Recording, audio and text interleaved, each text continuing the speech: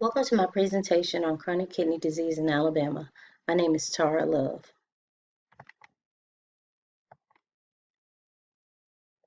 Table of contents.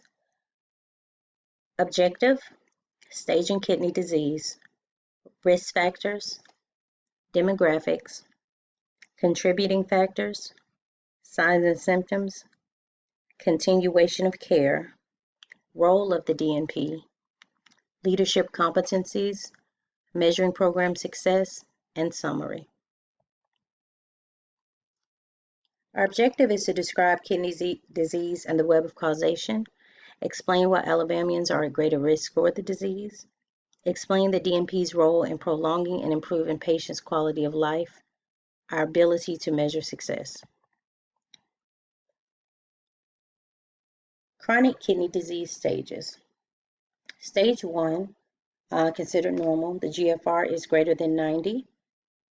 In stage 1, the individual has a GFR greater than 90. However, it's often accompanied by other signs of damage, such as proteinuria. Stage 2, considered mild kidney disease. The GFR is 89 to 60. The kidneys are still functioning well, however, there may be some physical damage. Stage 3 is considered moderate kidney disease. The GFR is 59 to 30, which means your kidneys are not working like they should. Many people start to become symptomatic at this stage. Stage 4 is considered severe kidney disease. GFR is 29 to 15. Stage 4 should be taken very seriously. This is the last stage before complete kidney failure. And stage 5 is kidney failure, a GFR of less than 15. The kidneys have failed, there's a buildup of waste, and individuals should begin to prepare for dialysis or a kidney transplant.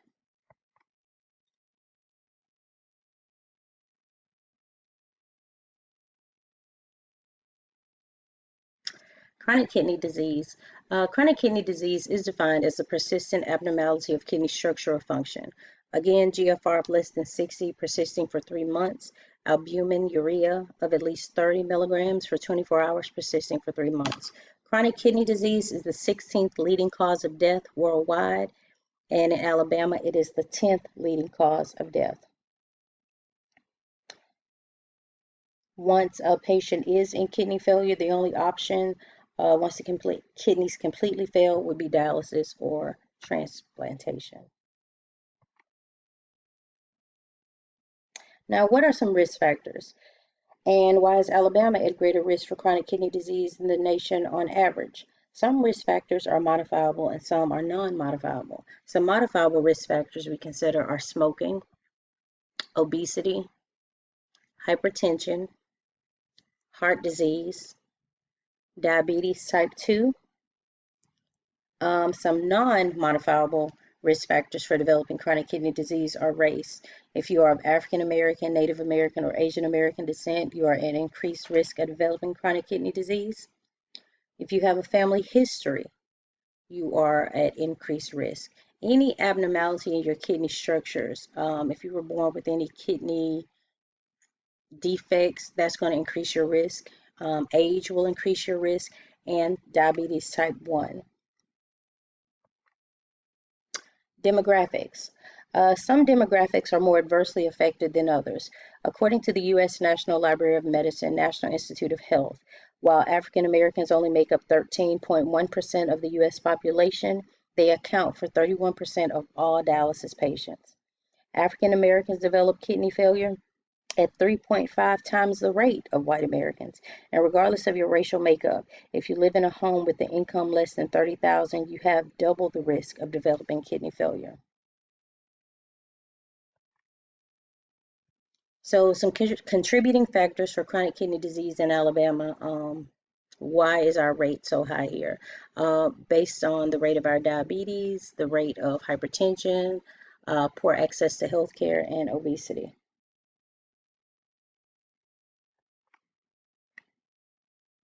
Diabetes. Diabetes is defined as having an A1C of greater than 6.5%. Diabetes is the leading cause of kidney failure, and 12% of Alabama's population has been diagnosed with diabetes, although we believe that the number is much greater than that. Diabetes can cause damage to your blood vessels, which leads to kidney failure. Hypertension. Hypertension is defined in three stages. Stage 1, systolic blood pressure of 130 to 139 and a diastolic blood pressure of 80 to 89.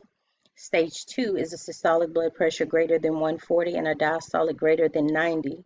And stage 3 is a systolic blood pressure greater than 180 and a diastolic greater than 120. Stage 3 is considered a hypertensive emergency and you should seek treatment if your blood pressure is this high. Hypertension is a leading factor in chronic kidney disease, and again, just because of the constriction of blood vessels, which causes damage to the blood vessels inside the kidney. Lack of access to health care. People are much less likely to go to the doctor if they have to travel 30 miles to see their physician or have to pay upfront costs because they lack health insurance. In the state of Alabama, 15.2% of our population is uninsured. Many live in rural areas and have lack of access to adequate health care. Also, those that do attend their physician appointments, once they're given prescriptions, because of their lack of health insurance, they're many times unable to afford the medication that has been prescribed for them. Obesity. 39% of the adults in the state of Alabama are obese. Obesity plays a role in chronic kidney disease by elevating blood pressure and constricting the blood vessels. As you can see on the chart that I provided, Alabama has one of the highest obesity rates in the nation. Many southeastern states do, but that contributes to our elevated kidney disease. And smoking. Smoking affects every organ in the body, and the kidneys are no exception. As you can see from the chart, smoking dramatically increases your risk of developing chronic kidney disease.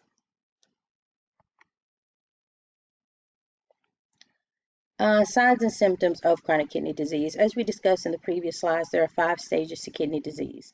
Most people will be asymptomatic in the first 2 stages. However, symptoms usually arise in stage 3. And those symptoms are fluid retention. You will have patients complaining of swelling in their feet, their ankles, their hands, muscle cramps, elevated blood pressure, shortness of breath. When there's an accumulation of fluid around your lungs, you'll have shortness of breath. Patients experience polyuria or diminished urinary output, nausea, and fatigue. So how do we screen for chronic kidney disease? Their urine test done. Oftentimes a urine test will reveal protein in your urine. Their blood test done for your creatinine level. Your creatinine level is determined, and then in addition to your race, age, and gender, we estimate your GFR or glomerular filtration rate. Also, CT scans and MRI scans can be used to assess your kidney for any organ abnormality. Preventing kidney disease. So, primary prevention refers to the process of altering susceptibility or reducing exposure to susceptible individuals. Includes general health promotion and specific measures designed to prevent the disease prior to a person getting the disease. So, some primary prevention methods for kidney disease are similar to most other disease. Control your weight, don't smoke, adhere to a healthy diet. Some secondary prevention, the definition for secondary prevention is the early detection and prompt treatment of the disease at its earliest possible stage. So some secondary prevention methods may be to be placed on an ACE inhibitor or ARBs and control your blood pressure. Also to monitor your blood sugar level to make sure that you have adequate control over that. Tertiary prevention are strategies implemented during the middle and late stages of clinical disease and refer to measures taken to alleviate disability and restore effective functioning. Tertiary prevention is what I will be focusing on. And tertiary prevention for chronic kidney disease, a patient may need to begin seeing a nephrologist, a hematologist, and preparing to begin dialysis.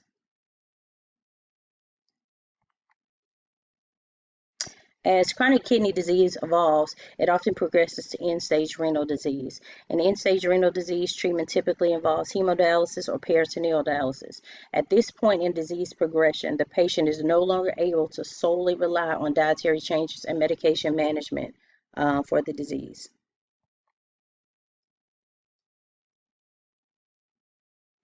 Disciplines involved. To be successful, to have a successful outcome, many disciplines should be involved. The DNP, the dietitian, the physician, the dialysis nurse, and case management. The DNP will assemble a team and monitor the patient outcome and progression.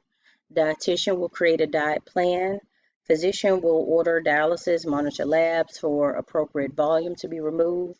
The dialysis nurse will perform the procedure and monitor patient during the procedure, assess them for any issues that may arise. Case manager will help the patient arrange transportation, educate the patient on programs available to cover the costs, and even aid the patient in setting up disability. Counselor. A counselor will assess the patient's mental health due to the dramatic and lifelong change that must be implemented. So the role of the DNP is to build the team, utilize evidence-based practice methods to ensure optimal patient outcome, evaluation of data to ensure patient is being adequately treated, and the ability to change patient's plan of care depending on data observed. The role of the dietitian to set the patient on a renal diet. On a renal diet, you want to restrict sodium to 2,000 milligrams per day. Low protein diet, you want to limit phosphorus to 700 milligrams per day. And dairy foods are typically high in phosphorus, so you want to limit those too. Potassium should be less than 2,000 milligrams per day on a renal diet, and also some fluid restrictions need to be implemented since the patient is being dialyzed. We don't want to overburden their renal system. Nephrologist, the physician involved. The nephrologist, they will evaluate the labs and determine any modifications that need to be made, as well as make referral to transplant coordinator if that's appropriate for the patient. Your primary care physician needs to be involved to monitor the total body as well as the heart, which may be affected by chronic kidney disease, and also a hematologist. Many times patients on dialysis tend to suffer from anemia.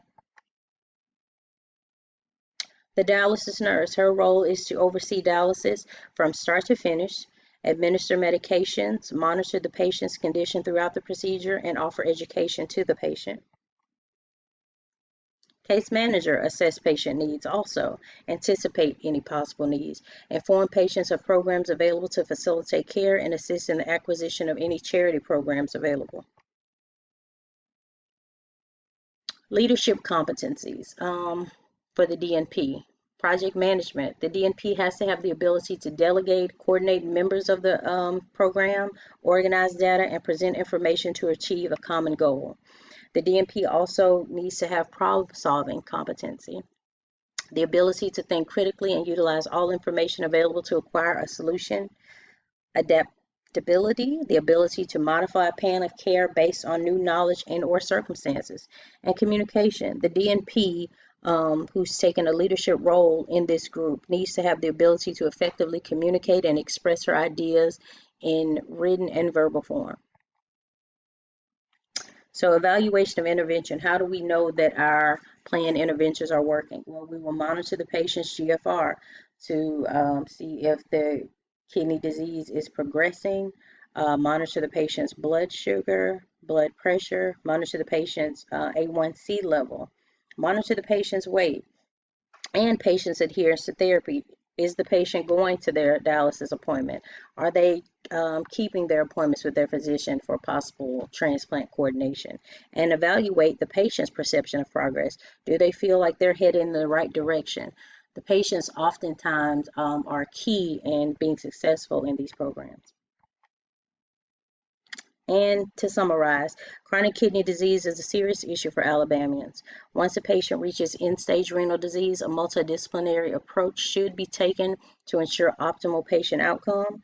The tertiary prevention plan utilizes some of the same techniques as the primary and secondary prevention.